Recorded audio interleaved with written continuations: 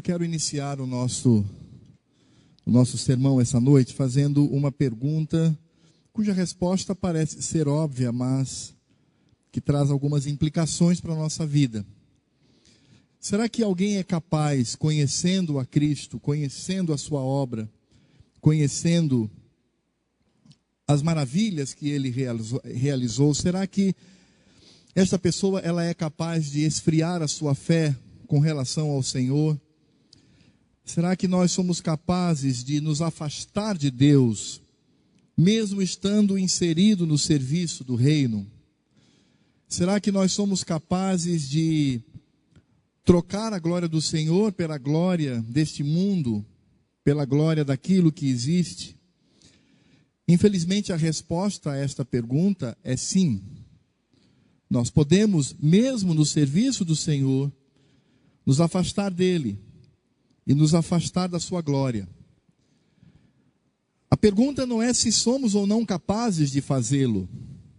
A pergunta é o que faz com que nos afastemos do Senhor. Essa é a pergunta crucial. E essa é a pergunta que tentaremos responder pela leitura da palavra, que se encontra lá em Deuteronômio capítulo 8. E nós faremos a leitura do verso 11 até o verso número 20. Abra a palavra do Senhor em Deuteronômio capítulo 8, do verso 11 até o verso 21. Eu farei a leitura e os irmãos poderão acompanhar silenciosamente. E diz assim a palavra do Senhor, Deuteronômio 8, de 11 a 20, aliás. Eu disse 21, mas é até 20, desculpem. Guarda-te, não te esqueças do Senhor teu Deus, não cumprindo os seus mandamentos, os seus juízos e os seus estatutos que hoje te ordeno.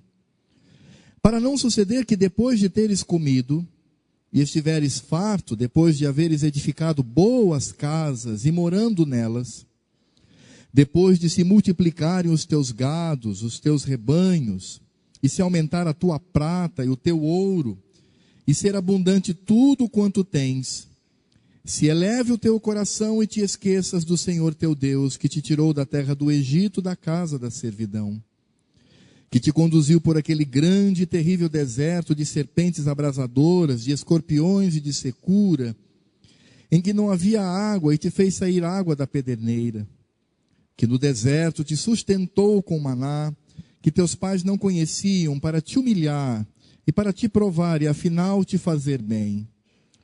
Não digas, pois, no teu coração, a minha força e o poder do meu braço me adquiriram estas riquezas. Antes, te lembrarás do Senhor teu Deus, porque é Ele que te dá força para adquirires riquezas, para confirmar a sua aliança que sob juramento prometeu a teus pais, como hoje se vê. Se te esqueceres do Senhor teu Deus, e andares após outros deuses, e os servires, e os adorares, protesto hoje contra vós outros, que perecereis. Como as nações que o Senhor destruiu de diante de vós, assim perecereis, porquanto não quiseste obedecer à voz do Senhor, vosso Deus. Oremos. Nosso Deus e Pai, estamos diante de uma palavra tão importante para nós, que deve gerar temor no nosso coração. Estamos diante da Tua palavra, ó Deus, estamos diante daquilo que o Senhor fala ao nosso coração. Estamos diante das Escrituras. E pedimos, ó Pai, para que não sejamos como o povo do passado, que de fato foi destruído e levado ao cativeiro, mas que sejamos, ó Deus, crentes fiéis ao Senhor. Que nada neste mundo venha toldar ou retirar a glória devida ao teu santo nome. E que nada, ó Deus, absolutamente nada, venha fazer com que nos exaltemos diante do Senhor. Mas que sejamos sempre humilhados, que sejamos sempre servos do Senhor. Por isso, ó Pai, quando ouvimos esta palavra tão clara, tão objetiva para nós, pedimos para que o Senhor tenha misericórdia da nossa vida e nos ajude a continuar sempre em comunhão contigo no exercício da nossa fé. Por isso fala ao nosso coração mais esta noite, Senhor, que saiamos daqui desafiados, por um lado alegres, porque o Senhor tem cuidado de nós, mas também, ó Deus, quebrantados, para que saibamos do que o nosso coração é capaz. E nós precisamos muito da Tua graça e da Tua misericórdia. É o que te pedimos, em nome de Jesus. Amém. O livro de Deuteronômio, ele é considerado como o livro das últimas palavras de Moisés. Moisés está no final da sua carreira, no final da sua vida, e ele está diante do povo e agora ele traz as palavras que são consideradas as mais importantes no que diz respeito à aplicação da lei do Senhor.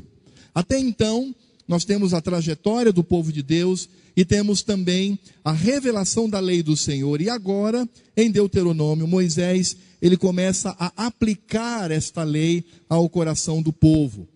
E nesse sentido, Moisés ele está trazendo à lembrança a aliança do Senhor, ou seja, o relacionamento que temos com Deus. É claro que nesse sentido, Moisés nos mostra que o relacionamento que nós temos com Deus não é mecânico, nem meramente religioso. Quando eu falo meramente religioso, o que eu quero dizer com isso? Eu quero dizer que muitas pessoas elas mantêm o relacionamento com Deus através dos rituais, através das cerimônias. Então essas pessoas, o contato que elas têm com o Senhor é através da observância de alguns rituais. Mas não é isso que Moisés nos traz, não pode ser mecânico, ou como Isaías mesmo diz, aquilo que mecanicamente aprendemos. Mas ele fala da aliança, ele fala de um relacionamento como um casamento. Ele fala em nós sempre lembrarmos de quem é o Senhor e quem somos e desenvolver no nosso coração gratidão profunda. Ele fala que nós devemos ter uma dedicação exclusiva para Deus e a sua palavra. O que significa isso? Significa que nós temos que desenvolver uma mente e um coração cuja ótica, os óculos, os binóculos, a maneira de enxergar o mundo tem que ser conforme as Escrituras. No meu trabalho, o que eu realizo, o que eu tenho que fazer é realizar o labor a partir das Escrituras. A minha vida no lar, o meu relacionamento com o meu cônjuge deve ser a partir das Escrituras. O relacionamento que eu tenho com os meus filhos, com os amigos, com os vizinhos, colegas de trabalho, quando vou ao supermercado, quando vejo televisão, tudo deve ser de acordo com as Escrituras. É isso que Moisés está trazendo no livro de Deuteronômio. É isso que ele exorta. É esta palavra que ele nos diz.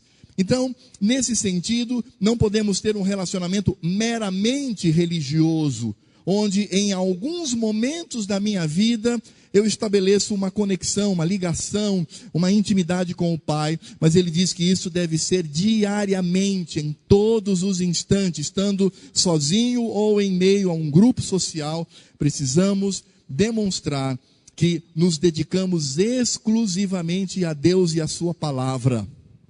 Eu sempre tenho brincado, e outros também têm brincado, porque alguns funcionários públicos, quando realizaram o seu concurso, eles colocaram lá, dedicação exclusiva. Claro que a gente entende o que isso significa, mas eu sempre tenho brincado dizendo que dedicação exclusiva nem é esposa, porque nós temos muitos afazeres. Agora, a Deus é possível e deve ser feito.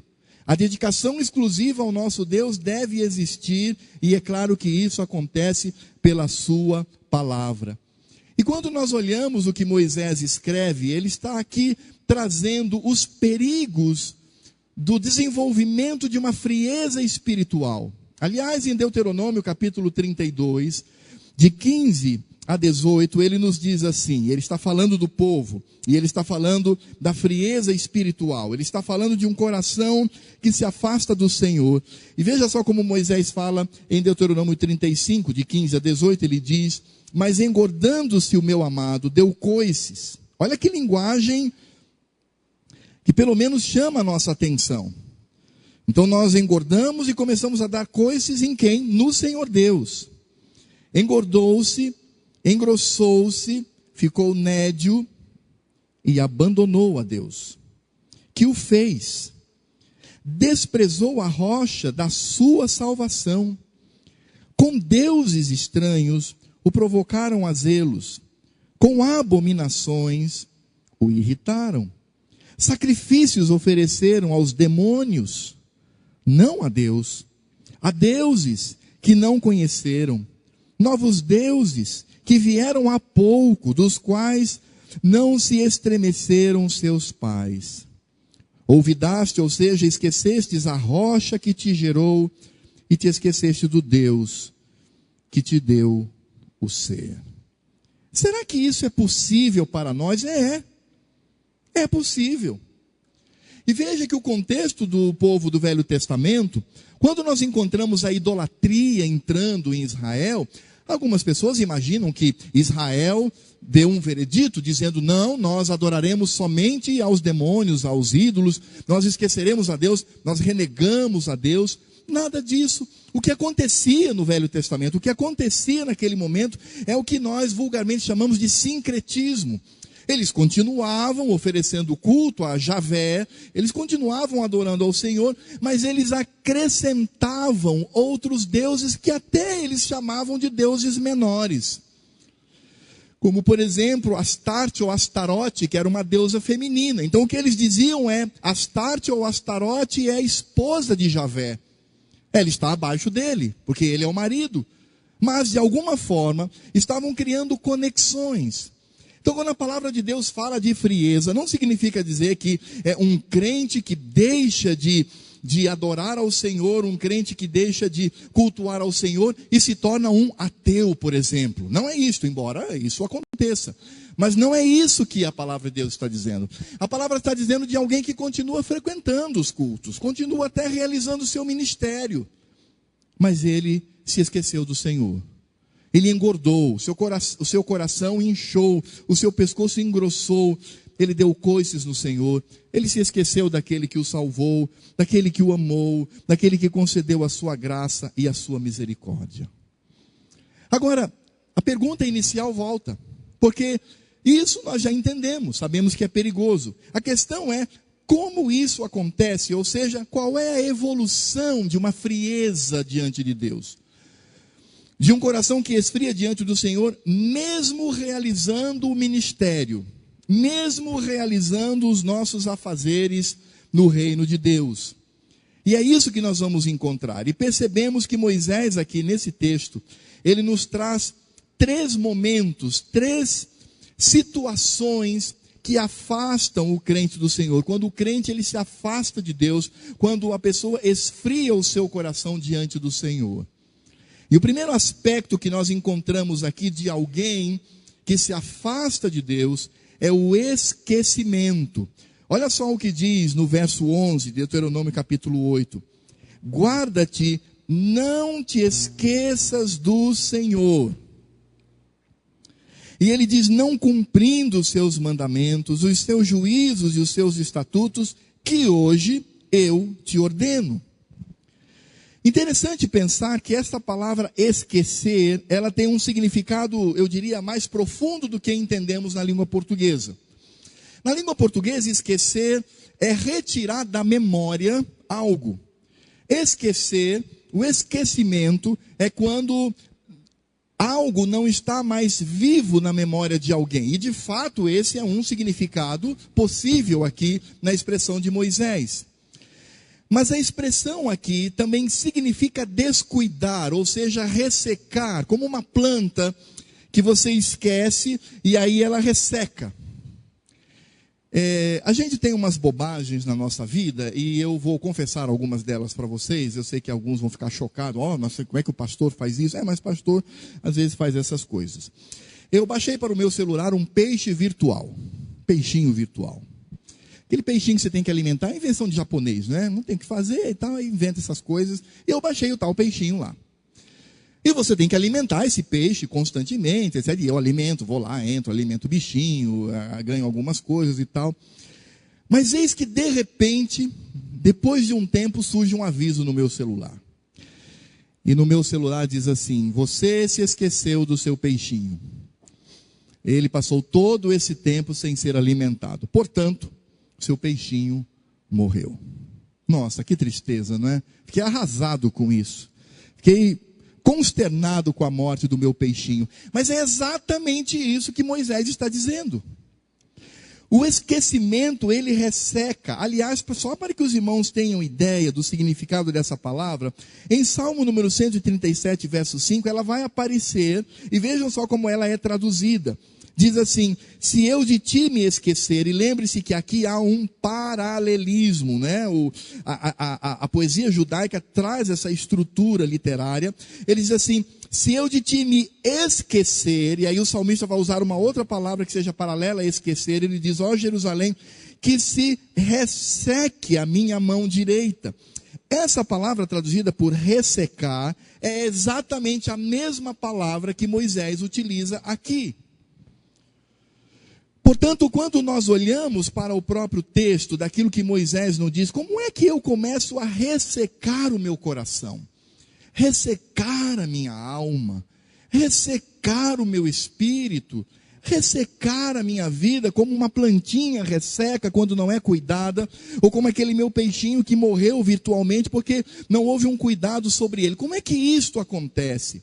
Vejam que o próprio Moisés, ele nos traz a resposta. Ele diz: não cumprindo os seus mandamentos, os seus juízes e os seus estatutos, que hoje te ordeno. Irmãos, isso é sério, porque esse esquecimento ele vem quando eu começo a negligenciar a vontade de Deus. Quando eu começo a ter a minha mente voltada para outros afazeres da vida, afazeres lícitos, não são afazeres pecaminosos, faz parte da nossa vida, mas eu começo a me envolver muito mais com os meus afazeres e me esqueço do peixinho lá do celular, eu me esqueço da planta que eu preciso cuidar, eu me esqueço de um coração que precisa ser constantemente regado com a lei do Senhor, que precisa ser constantemente cuidado com a vontade do nosso Deus. Portanto, o esquecimento não é simplesmente transportar o nosso Deus da memória para o esquecimento, mas também significa negligenciar ao Senhor, ressecando o coração diante de Deus. Irmãos, isso é possível? Claro que é. É quando simplesmente eu não tenho mais tempo para o Senhor. Simplesmente eu coloco o Senhor no final da fila e digo: ó Deus, permanece lá no final da fila, porque há muita gente para atender, há muitas questões a serem resolvidas, e nesse sentido, claro que o Senhor Deus não vai para o final da fila, Ele é o Todo-Poderoso e é o Soberano, mas nós fazemos isso no nosso coração, e quando assim fazemos, ressecamos a nossa alma e o nosso coração. Por isso, quando Moisés diz: guarda-te, não te esqueças do Senhor, em outras palavras, ele também está dizendo: guarda-te, não resseques o teu coração, a tua alma, diante do Senhor teu Deus. E aí nós poderíamos perguntar: do que nós podemos nos esquecer? Onde está o esquecimento? Onde está o ressecamento? A resposta é clara: de cumprir a vontade do Senhor. Eu sempre tenho dito que Cristo, quando ensina o Evangelho, isso está claro. O Evangelho não é um parque temático. Embora no reino de Deus tenhamos alegrias e nos divertimos, e não nego isso. Mas, irmãos, Evangelho não é um parque temático. Evangelho é uma guerra. E se eu negligenciar a minha vida nessa guerra, claro que as consequências serão drásticas. Por isso, o primeiro elemento desta evolução tão triste no coração de um crente é quando ele começa a ressecar o seu coração e a sua alma diante do Senhor, esquecendo-se do Senhor. Nesse sentido, surge agora o segundo ponto. E o segundo ponto que nós encontramos que vem subsidiar esse afastamento, quando o meu coração já está ressecado, eu já não me lembro mais do Senhor, o Senhor é uma vaga lembrança, eu vou à igreja, ouço o sermão, mas aquilo entra por um ouvido e sai pelo outro. Aliás, nem entra, ele vai simplesmente bater e voltar, refratar no meu ouvido, porque a lei do Senhor já não entra mais na minha mente, no meu coração. E aí então o segundo ponto que nós encontramos, o segundo estado que Moisés nos mostra aqui é a soberba. E ele traz isso no verso 14, ele diz assim: se eleve o teu coração e te esqueças do Senhor teu Deus, que te tirou da terra do Egito, da casa da servidão. E o que nós vamos encontrar aqui é claramente a consequência do esquecimento. Ou seja, aqui é quando eu começo a me acostumar com aquela vida, ou seja, as práticas que eu realizo, que são contrárias à lei do Senhor, a santa vontade de Deus, passam a ser normais para mim. Aliás, nós temos essa tendência. A nossa tendência é esta, irmãos, de todos nós. Sempre queremos adaptar o universo em que vivemos à nossa condição humana. Sempre é assim. No nosso trabalho, na nossa vida, na nossa família, e isso inclui também a nossa vida com Deus. Porque vejam, de fato não é fácil, e certa vez eu ouvi de um filósofo católico, um homem que discute essas questões de religiosidade, e vejam que aquele homem, eu nem sei se ele é convertido, acredito que não, mas ele disse uma coisa que me chamou muito a atenção. Ele disse: é impressionante porque todos os movimentos e as ideologias humanas, elas visam simplesmente satisfazer os desejos. A única diferença que nós encontramos, diz ele, é o Evangelho. Porque no Evangelho nós temos uma luta, uma vida, mas que vem em contrário aos meus desejos. O Evangelho vem contra o desejo humano. Ora, o que significa o Senhor Jesus dizer: aquele que vem após mim deve negar-se a si mesmo? Me responda, o que é negar-se a si mesmo? Se não é o puro Evangelho. É por isso que nesse sentido a soberba ela começa a entrar no nosso coração quando nós começamos a nos acostumar com aquela vida. Eu simplesmente não busco o Senhor, não oro ao Senhor, não tento colocar o Evangelho à frente de todas as minhas atitudes. Eu começo a me acostumar e vejam o que é mais impressionante, é que eu tenho o cinismo de tentar adaptar o Evangelho à minha vida. Eu me lembro há muitos anos uma situação muito triste. Um pastor cuja esposa estava com uma doença grave, um câncer no útero.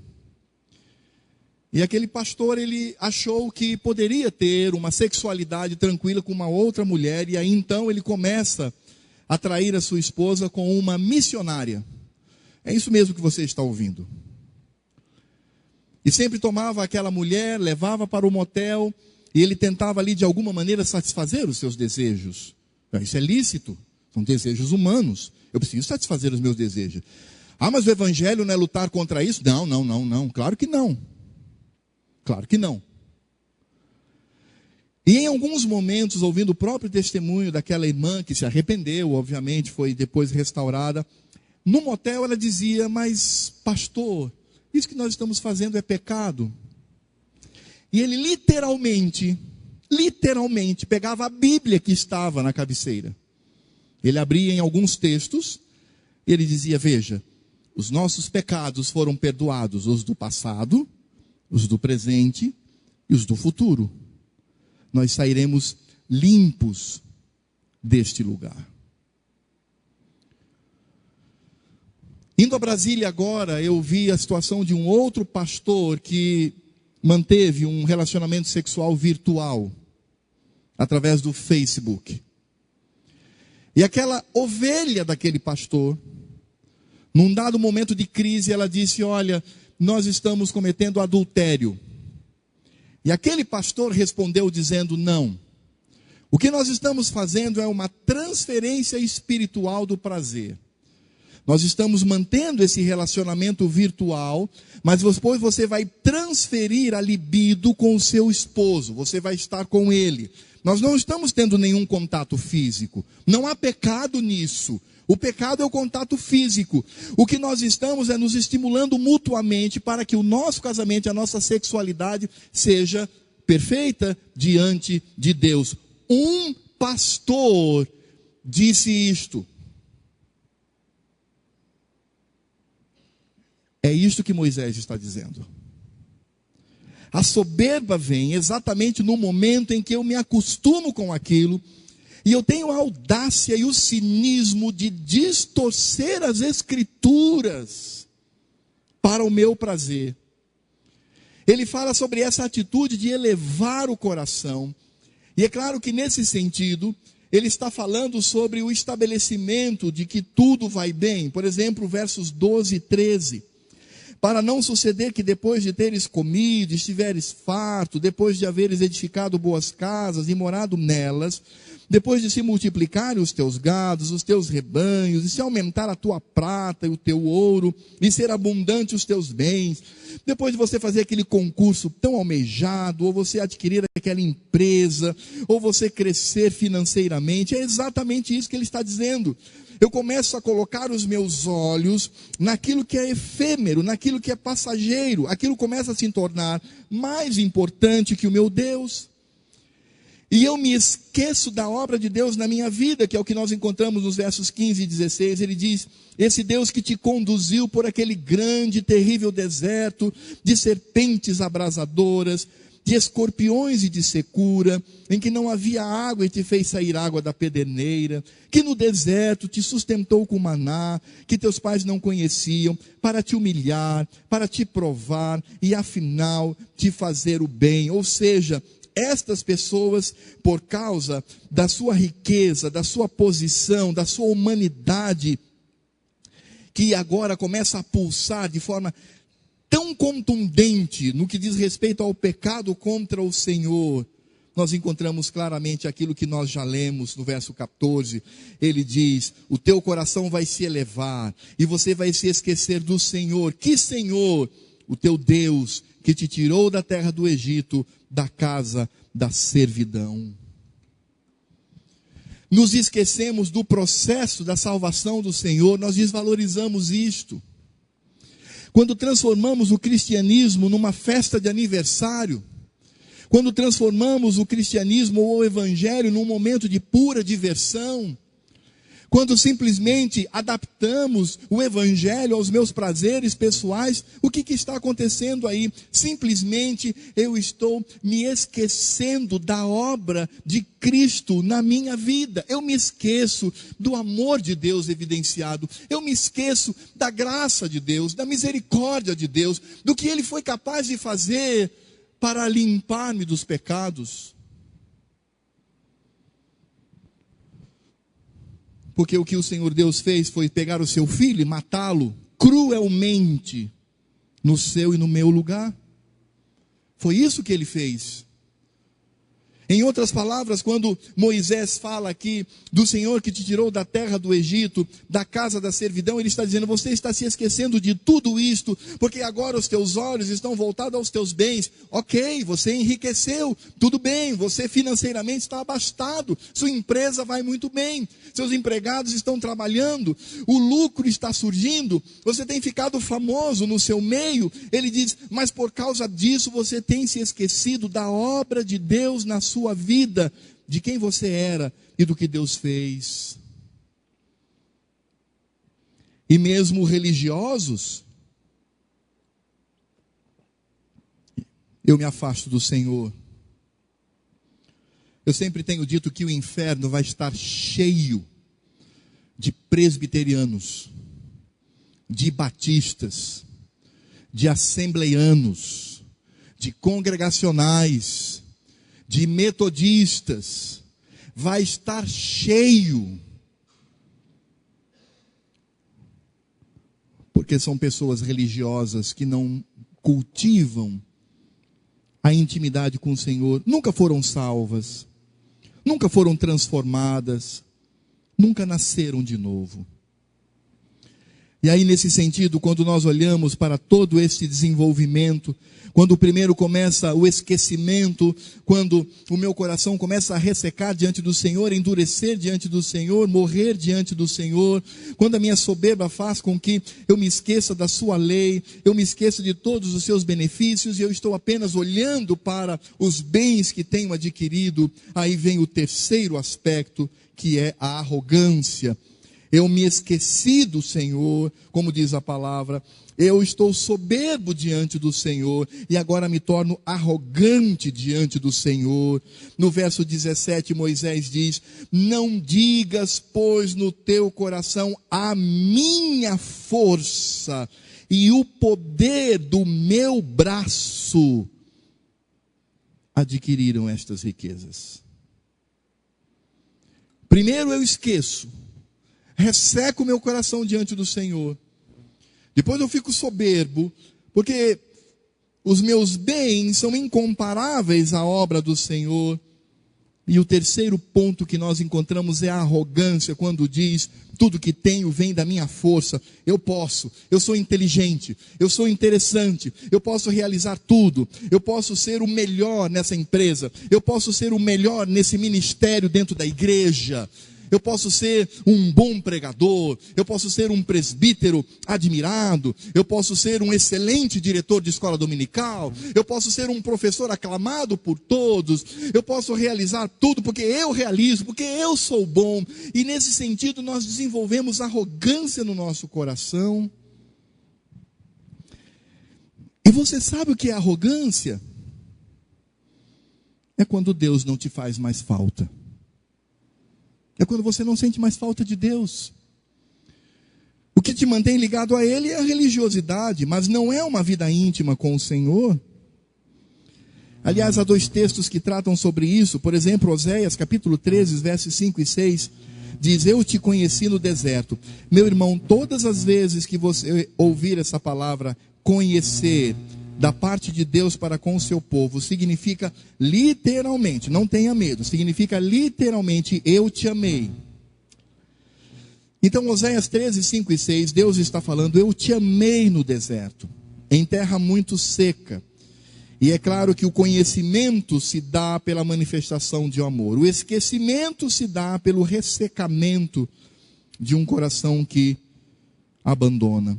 Então, quando ele diz: eu te conheci no deserto, ele está dizendo: eu te amei no deserto, em terra muito seca. Quando tinham pastos, eles se fartaram, e uma vez fartos, ensoberbeceu-lhes o coração. Por isso, se esqueceram de mim. Quem está dizendo isso é o Senhor Deus. Esse lamento vem do coração do Senhor. É por isso que a nossa oração deve ser a oração de Provérbios 30, do verso 7 ao verso 9. Vamos ler juntos Provérbios 30, de 7 a 9. Isso é uma oração. Essa deve ser a nossa oração diante dessa situação. Leiamos comigo. 2 coisas te peço.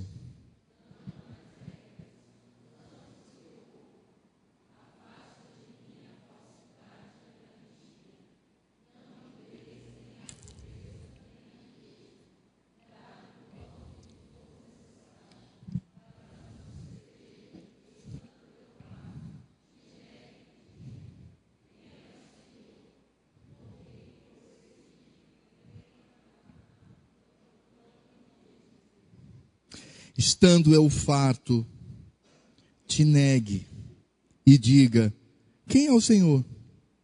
O que é a sua lei? Não, o meu cristianismo, o meu evangelho é muito tranquilo. Eu não tenho que me negar, eu não tenho que ver essa caminhada como uma caminhada de um caminho estreito, cheio de espinhos, sofrimento. Eu não estou numa batalha, eu estou num parque de diversões. Quem é o Senhor? E é claro que nesse sentido, olhando especificamente para Provérbios, ele diz que aquele também que vive a miséria é tentado a profanar o nome do Senhor. Por isso nós encontramos claramente isto. O sentido aqui é quando Deus não me faz falta. Aliás, nós não vivemos aquilo que o salmista diz. Certa vez o salmista estava numa região, numa floresta, e ele viu uma corça. E ele viu aquela corça ofegante. Ela viu aquela corça com sua boca seca. E ele percebeu que aquela corça, ela ansiava por um ribeiro, por um riacho, para dessedentar-se, para acabar com o seu sofrimento. E aí então ele vê aquela corça pulando e de repente aquela corça vê uma poça pequenina de água, um olho d'água. E aquela corça então começa a beber aquela água e toda a sua estrutura começa a mudar. O salmista olha para esta cena, ele diz: ah, Senhor, como a corça suspira pela água, a minha alma tem sede de Deus. Quantos aqui poderiam dizer: a minha alma tem sede de Deus? Porque muitas vezes, irmãos, a nossa visão, ela começa a se tornar desonesta com relação a mim, com relação ao meu Deus.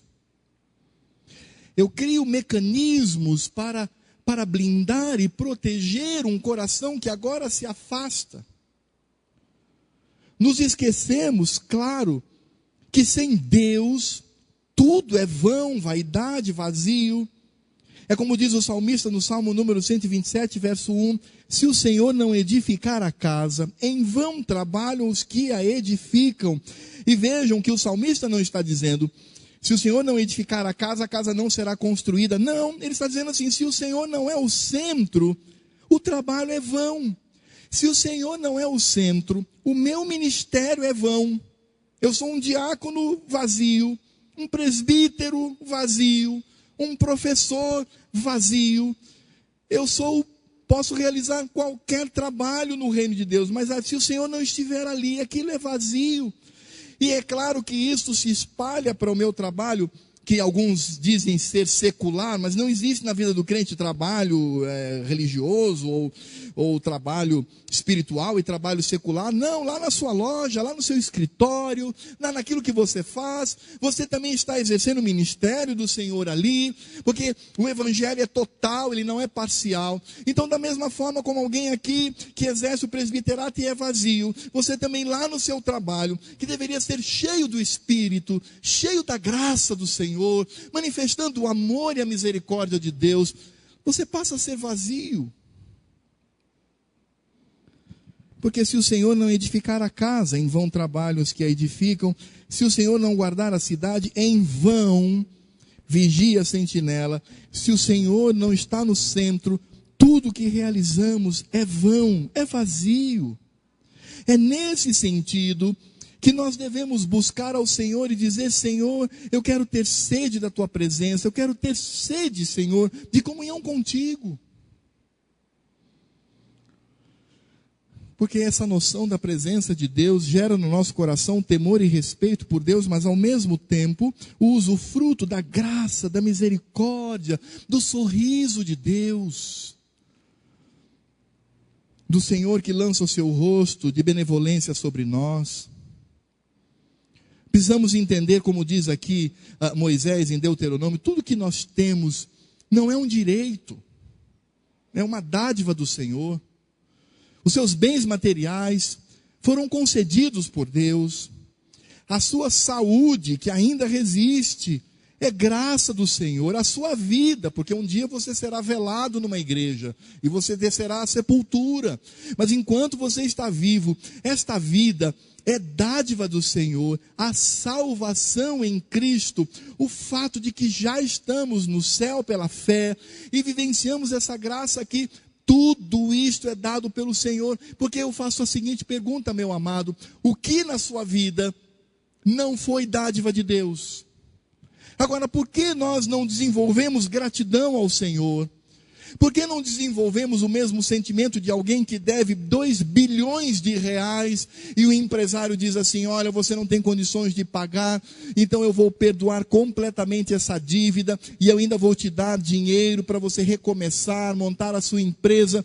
Essa pessoa vai passar por toda a sua vida desenvolvendo um coração de gratidão para com ele. Deus fez muito mais por nós.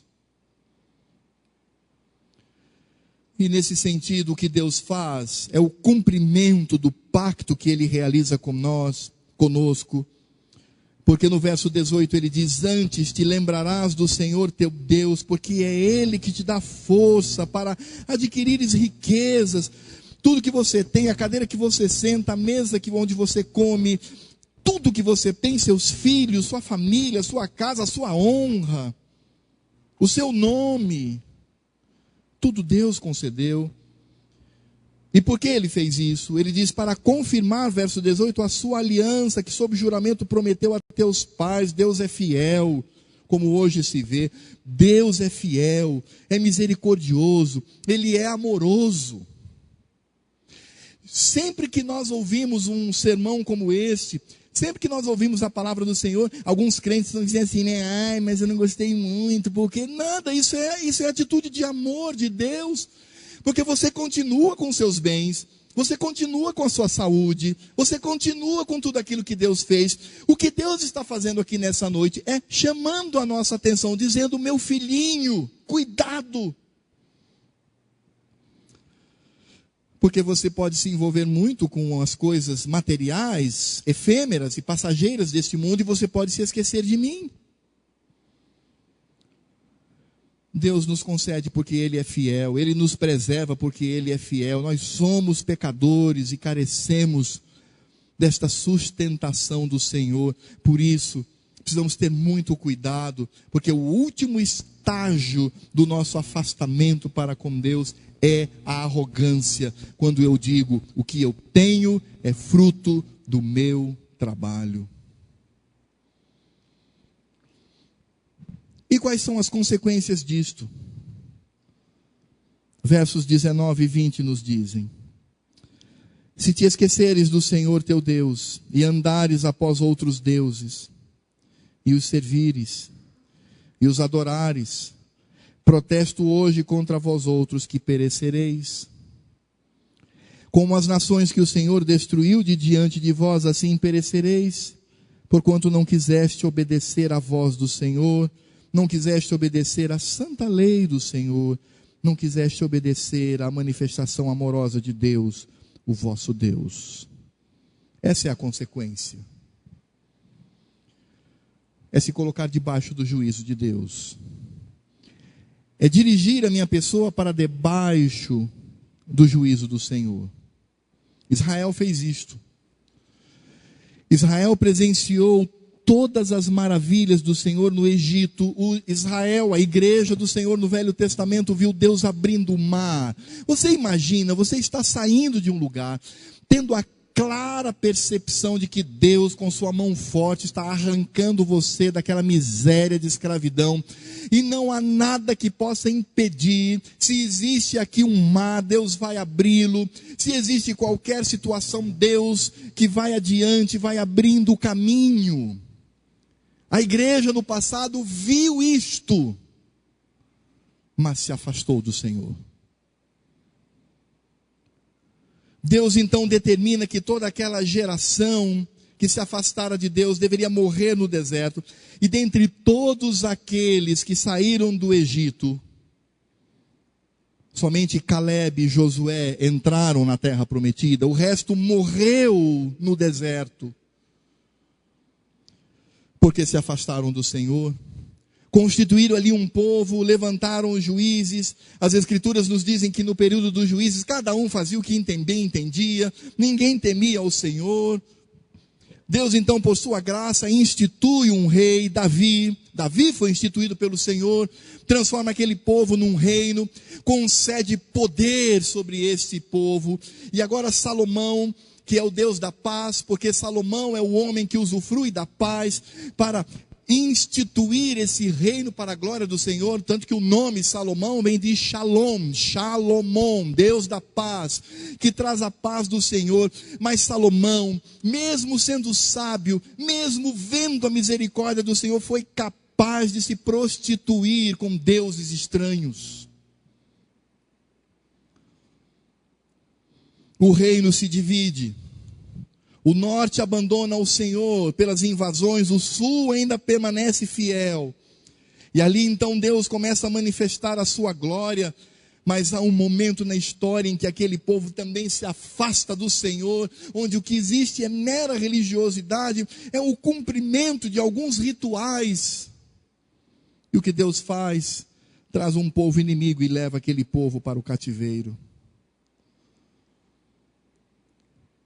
Ora, se Israel, a igreja no passado, que contemplou as maravilhas do Senhor, fora capaz de se afastar de Deus até este ponto, precisamos dizer: Senhor, tem misericórdia do meu coração.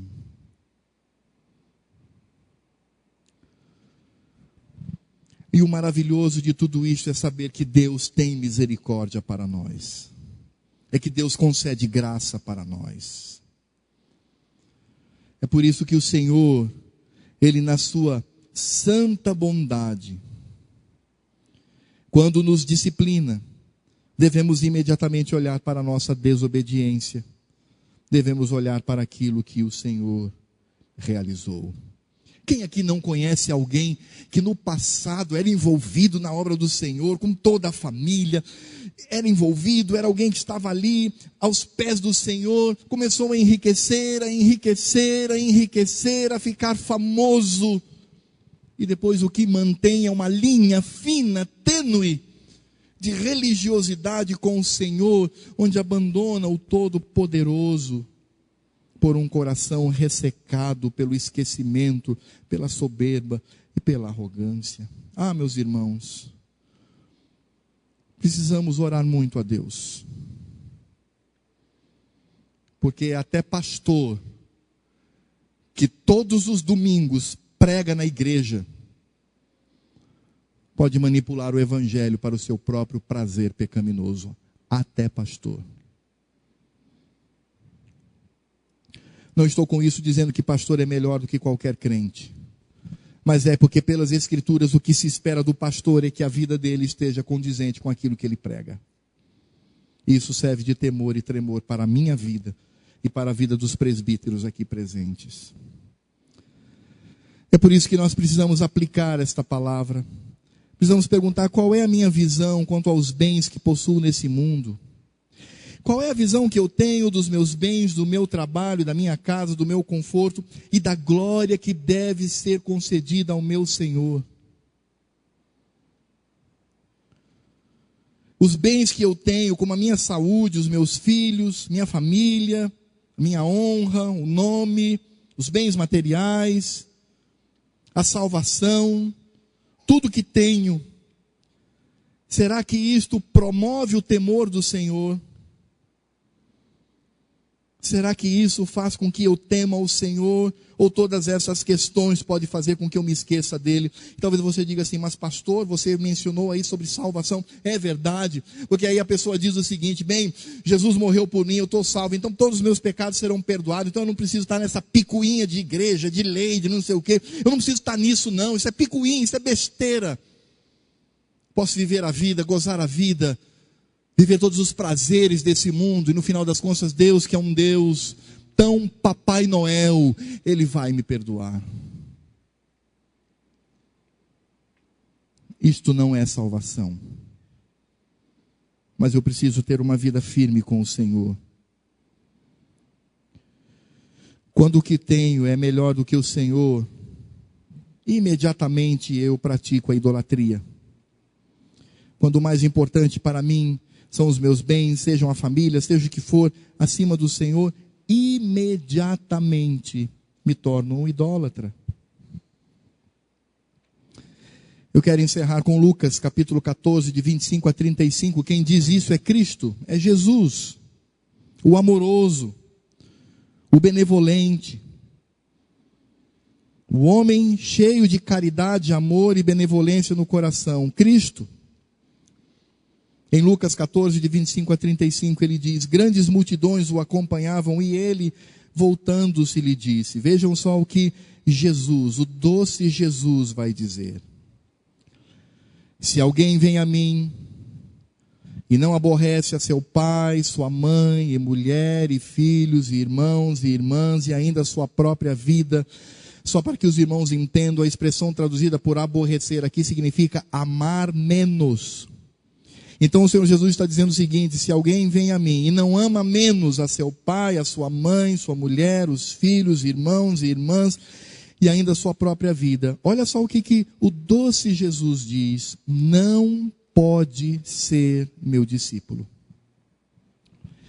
E qualquer que não tomar a sua cruz, e nós sabemos que cruz significa renúncia, significa vergonha, significa morte, significa humilhação, significa obediência do servo. Era este o significado de cruz na vida de Jesus. Ele diz: e qualquer que não tomar a sua cruz e vier após mim, não pode ser meu discípulo. Pois qual de vós, pretendendo construir uma torre, não se assenta primeiro para calcular a despesa e verificar se tem os meios para concluir? Para não suceder que, tendo lançado os alicerces e não a podendo acabar, todos os que a virem zombem dele, dizendo: esse homem até começou bem, começou a construir e não pôde acabar. Ou qual é o rei que, indo para combater outro rei, não se assenta primeiro para calcular se com 10.000 homens poderá enfrentar o que vem contra ele com 20.000?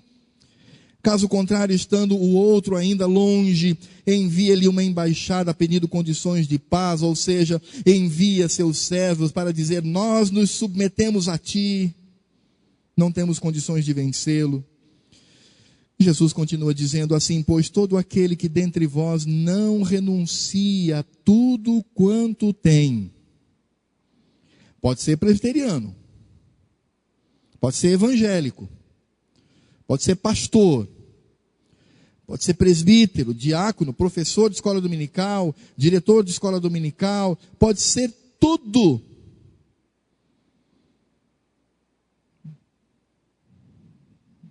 Mas não pode ser meu discípulo. O sal é certamente bom. Caso, porém, se torne insípido, como restaurar-lhes o sabor? Nem presta para a terra, nem mesmo para o monturo. Lançam-no fora. E aí vem a palavra que cala profundamente o nosso coração. O doce Jesus diz: quem tem ouvidos para ouvir, ouça. Guarda-te, não te esqueças do Senhor teu Deus. Antes te lembrarás do Senhor teu Deus, porque é Ele que te dá força. Porque se te esqueceres do Senhor teu Deus e andares após outros deuses, e os servires e os adorares, protesto hoje contra vós outros que perecereis.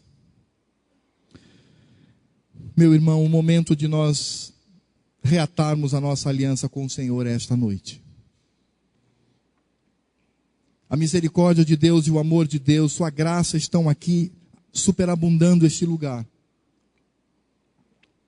Eu não sei como está o seu coração, eu não sei como está a sua vida com Deus, mas você sabe.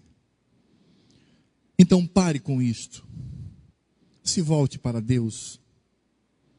Deus concede hoje oportunidade para que você reafirme o seu pacto e a sua aliança com Deus. Deus está propondo a que você nessa noite diga: sim, meu Pai, eu tenho sido este homem, eu tenho sido essa mulher, já estou longe do Senhor, meu coração está cheio de ressecamento, esquecimento, soberba, arrogância, embora eu esteja até envolvido em ministérios na igreja. Mas, ó Senhor, alcança o meu coração, e Deus, cheio de graça e misericórdia, porque Deus é um Deus de amor, graça e misericórdia, há de transformar, há de reavivar o seu coração nessa noite. Como está a sua vida com Deus? Você precisa rever algumas coisas? Você precisa dizer: Senhor, eu devo mudar o meu comportamento e o meu pensamento. A oportunidade é agora. Porque o nosso Deus é um Deus de graça, de amor e de misericórdia. Coloque o seu coração diante dele, para que o Senhor, Ele nos abençoe. Feche os seus olhos.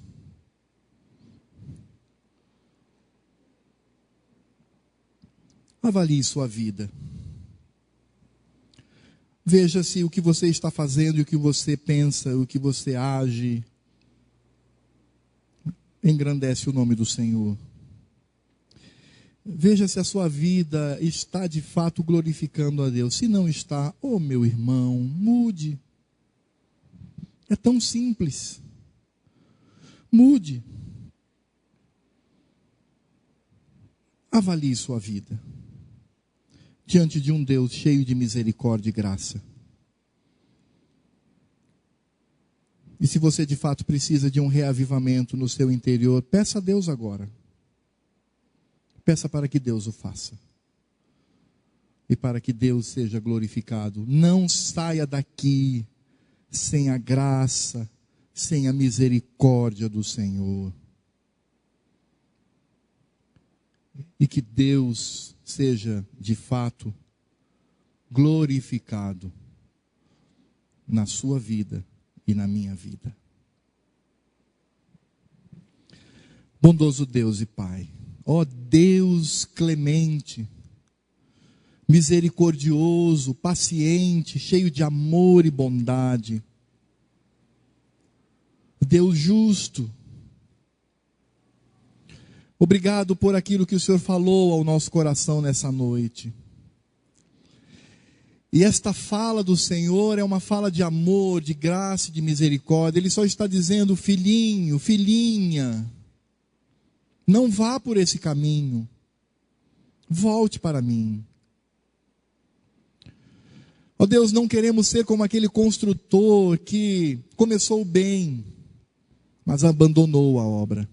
Ou como aquele rei que se prontificou a batalhar contra o inimigo e depois se submete a ele. Não queremos ser como o sal que perde o sabor e para mais nada presta.